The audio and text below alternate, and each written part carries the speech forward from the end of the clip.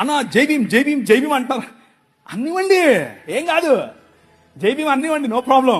మీరేమనాలి తెలుసా? జై భీమ్ కు పైన కూడా ఉన్నాడు, నా రాజు, మై కింగ్ అని చెప్పండి. ఆ భీమును నిలబెట్టింది నీ రాజు. ఆ డాక్టర్ బాబాసాహెబ్ అంబేద్కర్ గారు కొలంబియా యూనివర్సిటీకి వెళ్ళినప్పుడు బైబిల్ స్టడీస్ అటెండ్ అయ్యేవారు. రూత్ పుస్తకానికి ఆయన వ్యాఖ్యానం రాశారు. He was a practising Christian. ఆయన ప్రాక్టీసింగ్ క్రిస్టియన్ అండి బాబు. ఆయన ఒకరోజు 3 లక్షల మందితో కలిసి నేను బాప్టిజం తీసుకుంటాను అని చెప్పి ముందుకొచ్చాడు.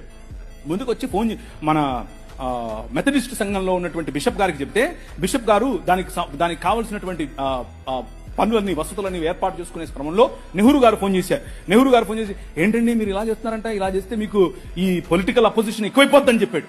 చెప్పైతే మనోళ్ళు మాకొద్దండి, మీరు పొలిటికల్ కన్వర్షన్ అంట మాకొద్దు అని చెప్పి నెహ్రూ గారి ఒత్తిడికి లొంగారు. ఒక పక్క ఇంకొక ఆయన ఏమో గోసి కట్టుకుని నిరాహార దీక్షకి వెళ్ళాడు. ఏమని, నువ్వు వెళ్తే ఏ మతానికైనా వెళ్ళు కానీ క్రైస్తవానికి వెళ్ళొద్దని. ఆయన నువ్వు అత్తే నాకేంటి, నేను యేసు ప్రభువుని అనుసరిస్తా అని చెప్పాడు. ఎవరు?